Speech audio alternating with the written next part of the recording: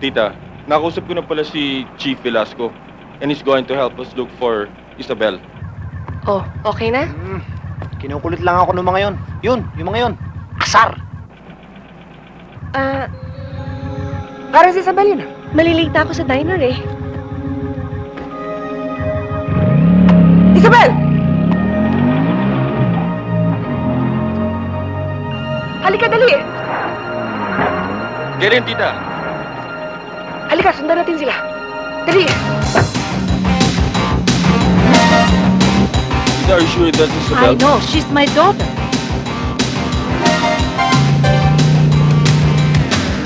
Ito, mga gamit ito nito. Baka may... Bilis!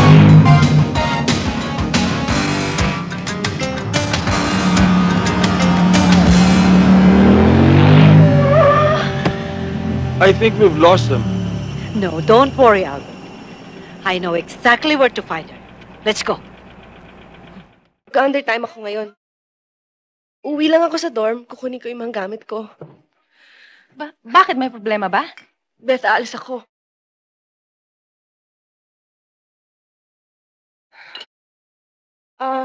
Pakibigay naman to kay Chito. Nag-away na naman ba kayo? Hindi. Ano to? Basta, may nangyari kanina eh.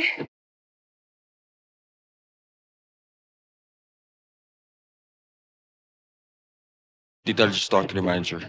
Sige. Good evening, ma'am. How many are you? Wala kaming bala kumain. I want to talk to your manager. Manager?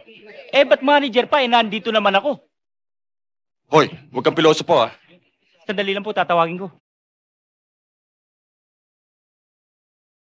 Isabel! Isabel, let's go. You're coming with us. Gomez, Isabel. Let's go. Let's go. Come on, let's go. Huwag kang makikialam! Halika na, Isabel. What's Huwag kang happening? makialam dito. What's the problem, ma'am? Ako ang mama ni Isabel. Sinabi na huwag kang makikialam. Isabel, Joyce ang pangalan ng girl na ito. Wala akong nagtatrabaho Isabel dito. Ano ba? Ikaw naman! Yabong mo, habang mo, ha? Please, ano ba kayo? Stop it, guys. Albert! Sama na ako sa inyo! Halika na. Come on, let's go. Huwag kayong makialam.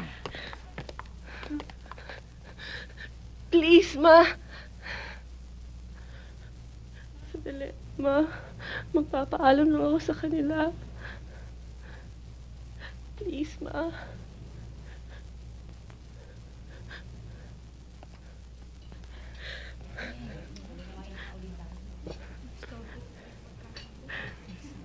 Sorry sa inyong lahat.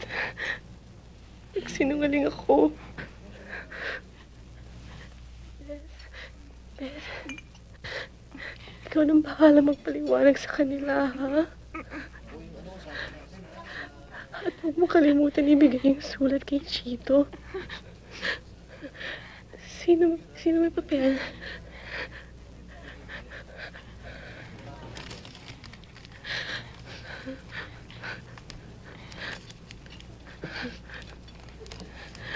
Beth, dito ako matatagpuan ni Chito.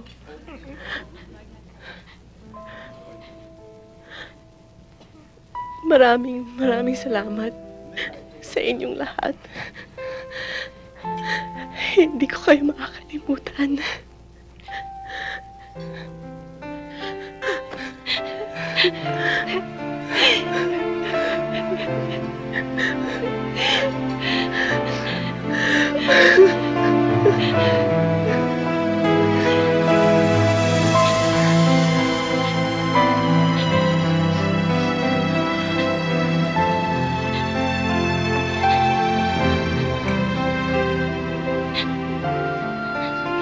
Joyce, mag-ingat ka.